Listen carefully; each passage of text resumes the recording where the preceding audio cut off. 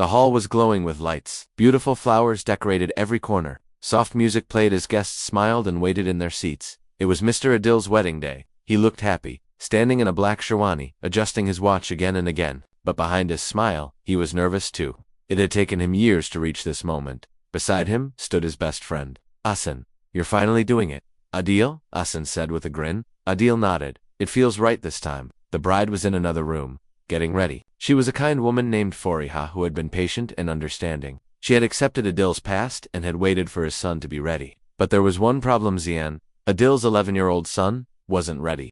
He had not smiled once since the wedding was announced. Zion sat quietly in the front row, wearing a small suit. His eyes were fixed on the ground. People thought he was just shy or sad to see his father remarry. But Zion's mind was full of questions and secrets. A week ago, Zion had found something in his father's drawer while looking for his coloring pencils. It was a folded letter, old and yellow. He read it again and again. It was written by his mother, Amna, the woman everyone said had died in a car accident, but the letter said something different. If anything happens to me, promise me you'll never remarry. You know why? That one line never left Zion's mind. If she had died in an accident, why would she write that? What did she mean by you know why?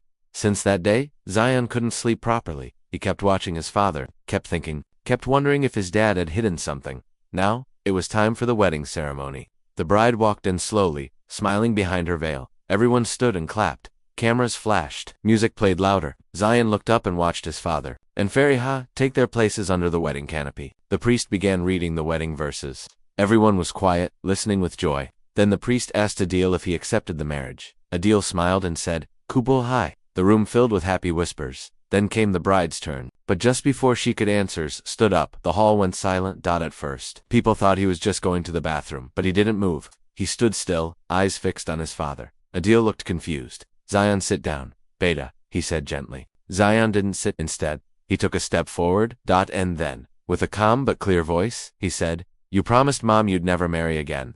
You said she died, but she didn't. Everyone froze. The bride lowered her veil slightly, confused. The priest looked at Adil in shock. Guests turned and whispered to each other. The silence was heavy. Adil's smile disappeared. His hands started shaking. Zion, where did you hear that? He asked, his voice breaking. Zion held up the letter. I found this. It's Mom's handwriting. She's not dead, is she? A woman in the back gasped. Someone dropped their glass. The bride looked like she had seen a ghost. Adil walked toward his son slowly, trying to take the letter, but Zion stepped back. You lied to me. You lied to everyone, Zion said, his voice rising. The bride looked at Adil. Is this true? Adil didn't answer. The moment felt endless. The joy of the wedding had turned into deep confusion and fear. Cameras stopped recording. The music had long gone silent. Zion looked around. Why would she write that letter if she was gone? His eyes were not just sad, they were full of pain. I want to know the truth, he said quietly. Fariha stepped away from Adil, her hands trembling. If you lied to your son, what else are you hiding from me? She whispered. Adil looked helpless. He couldn't speak. He looked at the letter in Zion's hand, and his past flashed before him. Zion ran out of the hall, letter still in his hand. Adil wanted to follow, but Fariha blocked him. Answer me first, she said. I don't know where she is, Adil said softly. What do you mean? She asked. I thought she left me. I told everyone she died, but I never saw her body. I never searched for her. Gasps filled the room again. People started standing up, collecting their things. Some guests left without a word. The celebration was over. Outside, Zion stood near the gate, staring at the night sky. He had opened a door no one was ready for. But deep inside, he knew something was wrong. He wasn't just a boy anymore. He had started a storm. And now, nothing would ever be the same again. Mr. Adil sat alone in his car outside the wedding hall, his head resting on the steering wheel, his heart pounding from everything that had just happened inside. His world had turned upside down. In just one moment, his son's words echoed in his mind again and again. The letter, the guests, the bride's frozen face, everything kept flashing. Before his eyes, he had spent years hiding that part of his life. Now, it had returned with full force. He never thought Zion would find that letter. He never thought he would speak out like that. In front of everyone inside the hall, people whispered and murmured. The celebration had turned into complete silence. The bride Fariha was in a private room, her eyes wet with tears, her wedding dress crumpled as she sat on the floor. Her cousin tried to console her, but she had only one question on her mind. Why would Adil lie about his first wife? Meanwhile, Zion was sitting on the stairs outside the hall, holding the letter in his hand, his tiny fingers trembling. He had so many questions in his head, but one feeling was stronger than anything else: pain. He missed his mother every single day, and now he wasn't even sure if she was really gone. His Aunt Sadia came out and sat beside him. Zion didn't speak. She gently touched his shoulder and asked softly, Where did you get that letter? Zion looked at her and said, I was looking for my pencils. I opened Dad's drawer and found this letter. It was hidden under a book. When I read it, I knew something was wrong. Sadia took the letter and read it. Her eyes filled with tears. She recognized the handwriting. It was Amna's. There was no doubt. Zion asked her, did she really die, or did Dad lie to me? Sadia hesitated. She had believed Amna died too. Adil had told everyone the same story. A car crash late at night. Body never found. Closed case. But now even she wasn't sure anymore. Maybe there was something they all missed. Maybe something. Adil never told anyone. After a few moments, Sadia said, come with me, we need to talk to your father. Zion refused. He didn't want to see his father, not yet, not after what happened. Sadia sighed and stood up. She walked toward Adil's car and tapped on the window. Adil looked up, his face tired and confused. She opened the door and sat beside him. What are you hiding, Adil? She asked straight. He didn't answer. She held up the letter. Adil stared at it for a long time, then finally whispered, I wrote that letter to myself. Sadia was shocked. What do you mean? I missed her, he said softly. She left one morning without a word. I didn't know where she went or why. I searched for her for months. Then one day I found that letter in her notebook. I kept it close. It was the last thing I had that felt like her. Zion doesn't know she disappeared. I told him she died because I couldn't bear to tell him the truth. I thought it would be easier for him to accept a death than an unanswered disappearance. Sadia looked away, tears in her eyes. You could have told me, she said quietly. Adil shook his head. I was ashamed. I failed to protect her. We had fights before she left. I thought maybe it was my fault, and after a while I convinced myself she was never coming back, Sadia said. But she wrote in that letter, promise me you'll never remarry. You know why? What did she mean by that? Adil's eyes narrowed. I don't know, he said quietly. I've thought about that line for years. I don't know what she was afraid of. Maybe someone was after her. Maybe she had secrets of her own. Sadia asked, do you think she's still alive? Ed didn't respond. Then he whispered, I don't know, but now I need to find out. Inside the hall, Fariha stood up and removed her veil. She asked her family to take her home. She wasn't angry but deeply hurt. She had fallen in love with a man who had lied about something big she didn't know if she could trust him again. As she walked out, she saw Zion sitting alone on the stairs. Their eyes met for a moment. She gave him a sad smile and walked away. Zion felt a mix of guilt and relief. He didn't want to hurt her, but he had to know the truth about his mother that night. Adil sat with Zion in the living room. They didn't talk for a long time. Finally, Adil said, I'm sorry, Zion. I should have told you the truth a long time ago. I didn't know how to explain that your mother just disappeared. Zion asked, why would she leave me? Adil looked down. I don't know, but I promise you now, we'll find out the truth together. Zion looked into his father's eyes and nodded. He was still angry, still hurt, but deep down he wanted answers. To Adil opened an old cupboard and pulled out a photo album. He flipped through pages and stopped at a picture of Amna holding baby Zion. They both smiled in the photo. Adil stared at it and said, Mother was strong. She would never leave you unless she had a reason. I think someone made her disappear, and if that's true, we have to find them the next morning. Adil and Zion sat together again and looked through Amna's old things, letters, photos, a small diary with broken pages. Inside the diary was a phone number written in pencil. No name, just a number. Zion pointed at it. Let's call this person, maybe they know where she went. Adil nodded and picked up the phone. His fingers trembled. As he dialed the number, it rang once, then twice, then someone answered. A deep voice said hello. Adil froze. The voice felt familiar, but he couldn't place it. Hello, who is this? He asked. The voice replied, I was wondering when you'd finally call. After all these years, Adil's heart sank. He looked at Zion and whispered, we found someone. Adil held the phone tightly as the voice on the other end paused for a moment, then said, I didn't think you'd ever call again. Adil's throat went dry. Who are you? He asked, trying to keep his voice steady. The man replied, you still don't remember me, do you? Maybe this will help. I was the one who told Amna to leave you. Adil's hand began to shake. Zion sat close, trying to hear the voice. Adil asked, where is she? What did you do to her? The man laughed. I didn't do anything. She made a choice. But it's not what you think. Meet me if you want to know the truth. Before Adil could respond, the line went dead. Adil stared at the phone in silence, his heart pounding. Zion asked, who was that? Do you know him? Adil shook his head, but the voice sounded familiar to familiar. He couldn't figure it out right away. Adil stood up and walked to the window, staring out at the empty street, his mind racing. Sadia entered the room, holding 2 cups of tea. What happened? She asked quietly. Adil told her about the call, and the voice. Sadia looked worried. You think it's someone from your past? Adil nodded. It has to be someone who knew both of us, someone who knew about our fights, someone close.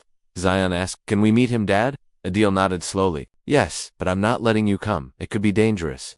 Zion frowned but stayed quiet. He knew his father was trying to protect him. Adil picked up his car keys and asked Sadia to watch Zion. Then he left the house, his heart full of questions. The man on the phone had told him to come to an old warehouse on the outskirts of the city, the same place Adil and Amna used to go when they wanted privacy before they were married. It was strange that this man chose that spot as he drove there. Old memories started to come back, smiles, laughter. The first time Amna told him she was pregnant. The first time they argued about trust. Adil parked his car in the dusty lot outside the warehouse. The air felt heavy. He stepped inside slowly, his footsteps echoing in the silence. Suddenly a figure stepped out from the shadows, tall with a black coat and dark eyes. Adil stopped in his tracks. The man said, "It's been a long time." Adil looked closely, and then his eyes widened. "Bilal," he whispered. The man nodded. "You finally remember." Adil's chest tightened. Bilal had once been his closest friend. They had grown up together, started a business together, but things changed when Amna came into the picture. Bilal had feelings for her, though he never said it out loud. Adil always suspected it. Bilal smiled bitterly. "You chose her over me, remember that."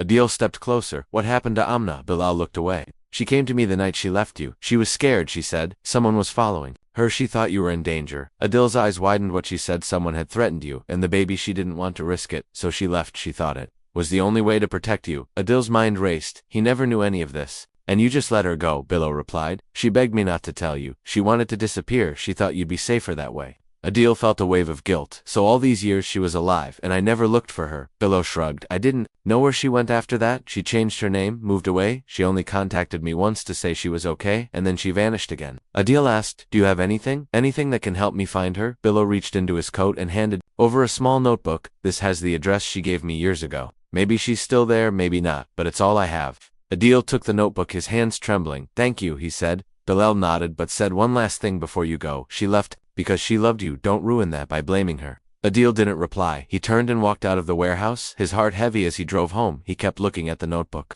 hoping, praying that it would lead to the woman he had failed to protect. Zion ran to the door as soon as Adil walked in. "Did you find him?" Adil nodded and handed him the notebook. Zion opened it carefully. Inside was an old address written in faint ink. He looked up and asked, "Can we go?" Adil hesitated for a moment, then said, "Tomorrow morning, first thing the next day." They drove to the edge of the city, then farther into a quiet town that neither of them had seen before. The road was bumpy, the air dusty, the silence between them was heavy. Finally, they stopped in front of a small house with a broken fence and old paint. Zion clutched the letter in his hand. Adil took a deep breath and knocked on the door. No answer. He knocked again. Then slowly the door opened. A woman in a light shawl stood there. Her eyes wide when she saw them. She stepped back, almost falling. Zion stared at her, his heart racing. "Amna," he said softly. She covered her mouth with her hands. Tears filled her eyes. She nodded. "It's me." Adil couldn't breathe. He stared at her. Face older, thinner, but still her. She whispered, "I thought I'd never see you again." Zion ran to her and hugged her tightly. She broke into tears, holding him close. Adil stepped forward but hesitated. She looked at him and said, "You didn't come for me for all these years." Adil replied, "I thought you were dead." She looked at Zion and then back at Adil. "I wanted to come back. I tried, but someone was always watching me. I was never safe." Zion looked up at her. Who was watching you?" She didn't answer right away. She looked toward the window and said, "They'll come back if they know you're here." Adil stepped closer. "Who are they?" She looked into his eyes and whispered, "People who didn't want me to talk, and now that you're here, they'll know I'm alive." Adil stepped inside the small house, slowly looking around at the faded furniture and dusty shelves. Everything looked old, untouched, like time had stopped the day Amna disappeared. Zion held his mother's hand tightly, afraid that if he let go, she might vanish again. She closed the door behind them and drew the curtains. Her eyes scanned the street nervously, as if expecting someone to be watching. Adil sat down on the small couch and asked her calmly, "Amna, what happened to you? Where have you been all these years?" She sat across from him, her hands trembling, her voice low. "I was taken away not by force at first, but by fear. Someone was threatening me, someone who wanted to destroy you." Adil leaned forward. Amna looked down. "I don't know his name. I never saw his face. He used to call me every night. He knew things about you, your business, your meetings," he said. "If I didn't leave you, he would hurt you and Zion. I thought he was bluffing, but then one day he sent me pictures of you and Zion taken from a distance, like he had been following you for weeks. I got scared." She paused, wiping her tears, and added, "I didn't know who to trust, not even you." Adil's heart sank. "I never knew any of this. Why didn't you come to me? We could have faced it together." Amna shook her head. "I wanted to, but I was afraid," he said. "If I told anyone, even you, he would kill someone to prove his point." Then one night, I got a call from Bilal. He said he could help me disappear. I didn't want to leave, but I thought it was the only way to keep you safe." Zion looked up at her, his eyes filled with pain and confusion. "You could have taken me with you." She broke down crying. "I couldn't. I didn't want you to grow up hiding. I thought if you were with your father, at least you'd be safe." Adil sat silently, his fists clenched, thinking about all the years they had lost, the lies, the pain, the emptiness. Suddenly, Amna stood up and walked to a small drawer. She opened it and pulled out a thick envelope. She handed it to Adil. Inside were old photos and documents. A few were receipts, bank slips, and a list of phone numbers. One of the slips had a name circled in red. Adil read it aloud. "Saeed Khan." "Who is he?" Amna said. "I don't know him, but his name kept showing up every time I tried to rent a place or open a bank account, even in a different name." His people would find me. I don't know how he's connected, but he's powerful. Adil looked at the address written next to the name. It was a location in the city, one he had heard before, tied to illegal deals and corrupt men. He stood up. We have to report this to the police. Amna shook her head. No, not yet. If we move too soon, they'll know I'm alive. We need to be careful. Zion hugged his mom tightly. I don't want to lose you again, she smiled through her tears. You won't, I promise. Adil made a decision. He called Asen, his old friend, who now worked in a private investigation firm. Asen answered quickly, and Adil explained everything. Asen said, give me a day, I'll dig into this Saeed Khan quietly and get back to you. Adil agreed and turned to Amna. You can't stay here anymore, it's not safe. They may already know we're here. Amna nodded. I've packed a small bag, I'll come with you that night. They returned home. Sadia was shocked and emotional seeing Amna again. She hugged her tightly and cried, I prayed for you every day. Amna smiled softly and said, I heard your prayers even when I was alone. I felt them. The family sat together for dinner. Zion kept looking at his mother, afraid she would disappear again after dinner. Amna tucked Zion into bed. He held her hand and asked, will you be here when I wake up? She kissed his forehead. Yes, I will, I promise. Adil stayed awake all night, thinking about Saeed Khan. The name bothered him. Something about it felt familiar in the morning. Asen called. I found something, he said. This Saeed Khan is not just a businessman. He's involved in trafficking and blackmail. He uses people's secrets against them. Amna wasn't the only one. He threatened Adil's blood boiled who protects him. Asen replied, that's the problem. He's got friends in powerful places, government, police even. Media. He's untouchable. If we go after him the wrong way, we'll all be in danger. Adil asked, then what do we do? Asen said, I have a plan, but we need proof, solid proof, something that ties him to Amna, something he can't deny. Adil looked at the envelope Amna gave him. There were bank transfers from fake names, a number linked to S. The next morning, Adil woke up before the sun. He checked the window first. No black car, no signs of danger. Still, he didn't feel safe. He hadn't told Amna or Zion about the car from the previous evening. He didn't want them to panic, but inside, he knew time was running out. They couldn't hide forever. As he made tea in the kitchen, his phone buzzed. It was Asen. I found something, Asen said quickly. That photo you sent, the man in the dark suit, it's Saeed Khan's right-hand man. His name is Naveed. He handles all the dirty work, blackmail, threats, disappearances. Adil gripped the phone tighter, and Asen continued. Naveed used to work under a fake name at a mental health clinic, one where Amna's records were altered. Adil felt a chill. What kind of records? Her file shows she had a breakdown, that she left you for her own mental health. But it's fake. It's a cover story Saeed's people created to hide her. They made it look like she was unstable, so no one would believe her if she ever came back. Adil couldn't believe what he was hearing. They erased her from everything. Yes, Asen replied. But now we have something. If we can expose the fake records and link Naveed to Saeed's company, we'll have our proof. Adil nodded. What do you need? The original letter from Amna, the bank slips, and that photo. I'll pass them to a journalist I trust. If this goes public, they won't be able to hide anymore. Adil agreed. I'll get them to you today. After the call, Adil sat down with Amna. She looked tired but calmer. Zion was sitting beside her, drawing in his notebook. Adil told her about the black car, about Naveed, and about the fake records. She listened silently, her eyes fixed on the floor. So they made me look crazy, she whispered. They wanted the world to think I abandoned my family because I lost my mind. But now, Adil said firmly, we can stop them. Amna stood up and walked to her drawer. She took out a small box and opened it. Inside were 3 old USB drives. I don't know what's on these anymore, she said, but I used to save everything. Phone recordings, messages, photos, maybe something in here can help. Adil took them carefully. It's worth checking. He left the house quickly and drove to Asan's office. Asan plugged the USBs into his computer. One was empty, another had old family photos, but the third had something. Dozens of voice recordings. Most were silent or unclear, but one had a name. Naveed. Asen played it. A rough male voice came through. If she doesn't leave in 24 hours, we'll show her husband what real pain looks like. It was short, but it was something. Asan smiled. This is enough to start. They compiled the evidence, packed it into a file, and delivered it to the journalist. By evening, the story had been passed to a news editor. The article would be published the next morning. Adil returned home, exhausted but hopeful. For the first time, he felt like they were fighting back. But peace didn't last long. Around midnight, a rock smashed through their front window. Adil ran outside, but no one was there. Just the sound of a car engine fading into the distance. He checked the living room. A note was attached to the rock. In red ink, it said, "Stop now or lose everything." Amna read it too. Her face turned. Pale Zion clung to her tightly. Adil called Asen and told him what happened. They know we're close, Asen said, but that means they're scared. The next morning, the article went live.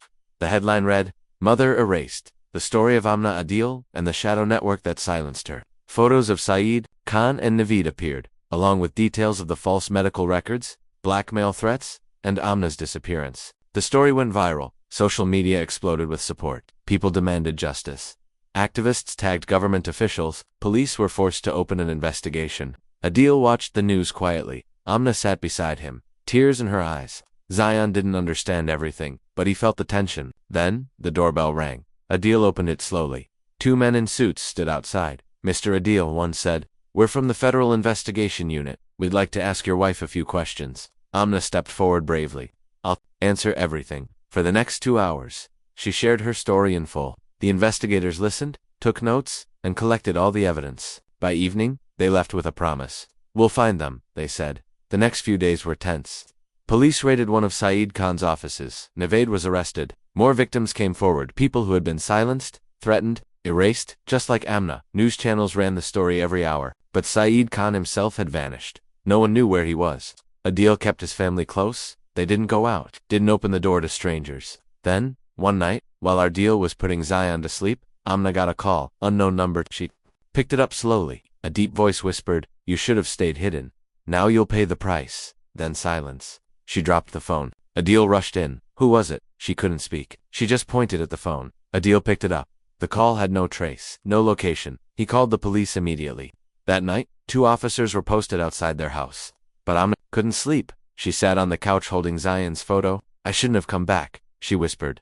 "This is my fault." Adil sat beside her. "No," he said firmly. "They did this, not you, and now we finish it." The next morning, Adil received a message from Osan. "We found him." Along with an address. Saeed Khan was hiding in a private farmhouse outside the city. Adil looked at the message. He knew this was their chance, but it wouldn't be easy. Saeed was dangerous, protected, and desperate. Adil turned to Amna and said, "It ends now." The morning air was thick with tension. Adil stood by the window, staring out at the quiet street. 2 police cars were parked nearby, their presence a small comfort. Inside, the house was still. Amna sat at the dining table with Zion, helping him with a puzzle to distract his mind. Her eyes were tired, but she forced a soft smile each time Zion looked up. She wanted to be strong, even if fear was slowly creeping back into her heart. Adil's phone buzzed. Hassan had sent a second message. "I've confirmed the location. Saeed Khan is there, but he's not alone. Armed guards. Private security. You can't go alone." Adil replied, "Can we get police support?" Hassan responded, "They need more proof to make an arrest. But I've arranged something else. A trusted officer will come with us. One who isn't afraid of Saeed." Adil took a deep breath and walked to Amna. "We're going to the farmhouse today," he said calmly. "Are you sure?" she asked, her voice low. "It could be dangerous. I won't let him keep control over our lives anymore," Adil replied. "We deserve peace." She looked at him for a long moment, then nodded. "Be careful." By afternoon, Adil met Usan and the officer, Inspector Farouk, in a quiet area near the city outskirts. Inspector Farouk was a tall man with a strong build and sharp eyes. "You'll stay behind me at all times," he told Adil and Osan. "If there's danger, I handle it." "Understood." Both men nodded. The car ride to the farmhouse was silent. The road became narrower and dustier the closer they got. Finally, they reached a large iron gate with 2 guards standing outside. The officer stepped out first and showed his badge. "We're here to speak with Saeed Khan. It's an urgent matter." One of the guards frowned. "He's not expecting anyone." "He will now," Inspector Farouk replied, pushing forward. Inside the gate, the farmhouse looked more like a fortress. Tall walls, security cameras. Several men stood around with walkie-talkies. Adil's heartbeat grew louder. They were walking straight into the lion's den. Inside, Saeed Khan was sitting in a leather chair, sipping tea, acting as if the world wasn't burning around him. He looked up, and a slow smile spread across his face. Well, look who finally decided to come out of hiding," he said. Adil stepped forward. "You destroyed my family, threatened my wife, you made her disappear." Saeed chuckled. "Your wife? She made her own choices. I just, helped her along the way." Inspector Farouk raised his voice. "You're being investigated for blackmail, forgery, kidnapping, and obstruction of justice." Saeed leaned back, still smiling. "Do you have proof?" Osan placed the file on the table. "Enough to open 5 cases against you. And more is coming. You're finished." For a moment Saeed looked amused, then his face turned cold. "You don't know who you're dealing with. I have judges, officers, and politicians on speed dial. I can make this all disappear." "Not this time," Farouk said, stepping closer.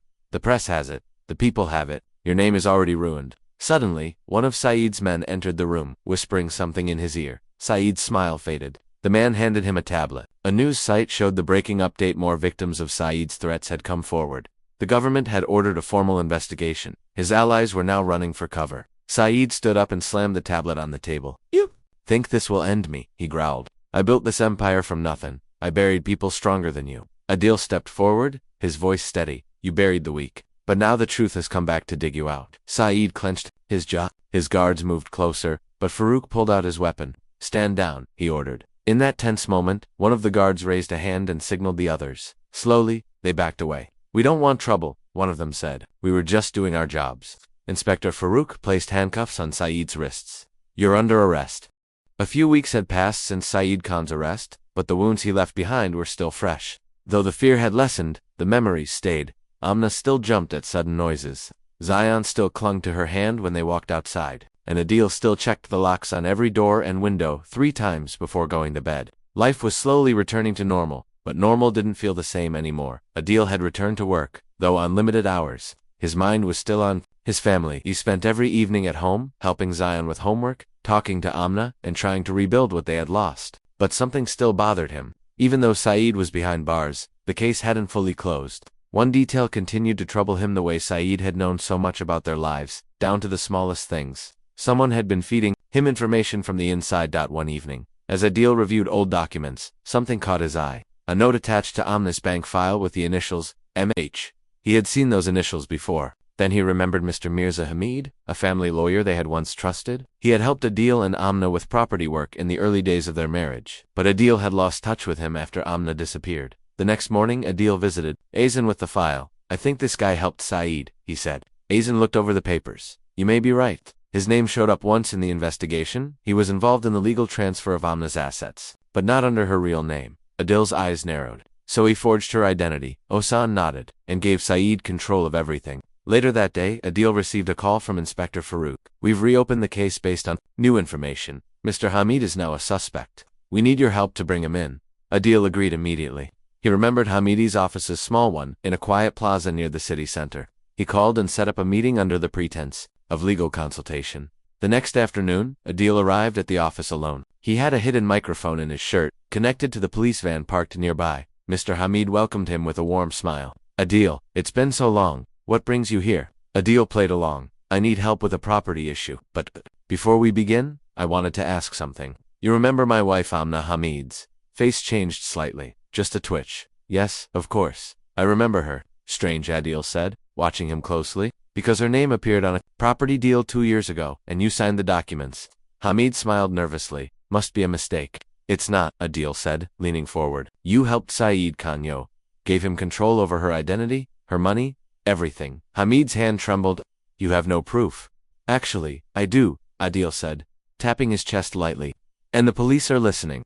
At that moment, the door burst open. Inspector Farouk and 2 officers entered. Mirza Hamid, you're under arrest for forgery, conspiracy, and aiding a wanted criminal. Hamid tried to argue, but it was too late. Back home, Amna was waiting anxiously. When Adil returned and told her everything, she broke down again. So many people betrayed us, she whispered. People we trusted. Adil sat beside her. But we're stronger now. We're not afraid anymore. The news of Hamidi's arrest added strength to their case. With both Saeed and his inside man exposed, the legal process moved faster. Court hearings were scheduled. Witnesses were prepared. Amna was asked to testify. The thought of standing in court terrified her, but she agreed. I need to finish what I started, she told Adil, for myself, for Zion. On the day of the hearing, the courtroom was full. Journalists lined the hallway. Activists sat in the gallery, holding placards that read Justice for Amna. Adil and Zion sat in the front row. Amna walked in slowly, her head held high, her hands only slightly trembling. She took the stand, looked straight at the judge, and began. She spoke of the threats, the fear, the phone calls, and the night she disappeared. She told the court how she had been made to feel insane, how her voice had been taken away. The room was silent. Even the judge looked shaken. When she finished, there was no applause, only quiet respect. Then came the defense. Saeed Khan's lawyer tried to twist her words, to paint her as a confused woman, but Amna didn't waver. She answered every question clearly. She didn't let them shake her. After 3 days of hearings, the judge made his ruling. This court finds Saeed Khan and Mirza Hamid guilty of all charges. They are sentenced to life imprisonment, with no chance of parole. Tears streamed down Amna's face as the courtroom erupted. Reporters rushed to cover the story. Adil held her tightly. Zion smiled for the first time in weeks. Is it really over? He asked. Amna nodded. It is.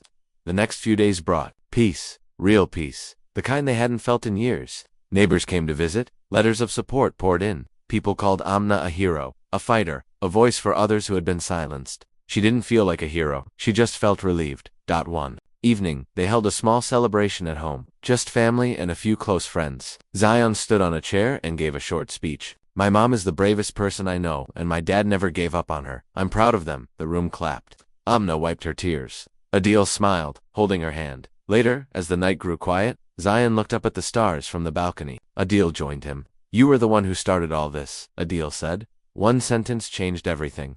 Zion smiled. I just wanted to know the truth. And you found it, Adil said, wrapping his arm around his son. You made us whole again. Inside, Amna stood at the window watching them, her heart full, her past behind her, her future finally her own. Months passed, and life slowly began to settle into something new, something better. The shadows that once loomed over their family had started to fade. The pain hadn't vanished, but it no longer ruled their lives. Amna no longer feared the sound of footsteps outside. Zion laughed more often now, and Adil smiled without forcing it. They had survived the storm, and now they were learning to live again. Amna had started writing again, something she used to love before everything changed. She poured her story into pages not for revenge, but for healing. Adil encouraged her to publish it one day, to let the world know what it truly meant to disappear and fight your way back. She wasn't ready yet, but she was getting closer. Zion had made new friends at school. He no longer looked behind him when walking through the gates. He spoke proudly when people asked about his mother. She's strong, he would say. She's not afraid anymore. The teachers had noticed the change in him, too. He was more confident, more focused. He had found something deep inside him, the kind of courage most adults never reach. One bright Sunday morning, the three of them visited a quiet park on the edge of the city. They spread a blanket under a tree, shared snacks, and watched Zion chase butterflies. Amna leaned back against Adil's shoulder. It feels like we've been given another chance, she whispered. He nodded. Because we earned it. But even with peace, some questions still remained. The biggest one sat quietly in Amna's heart, who had first handed her information to Saeed Khan, who gave him access to her records, her life, her fears. They had exposed Hamid, but she suspected there was someone even higher, involved, some who had remained hidden. One afternoon, Adil received a call from Asen. There's something you should know, he said. There's another name linked to the fake records.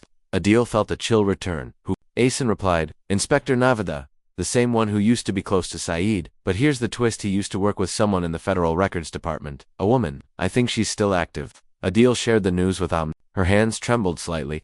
So there's still someone out there. Maybe, he said. But we're not going after them now. We've done enough. The system will deal with the rest.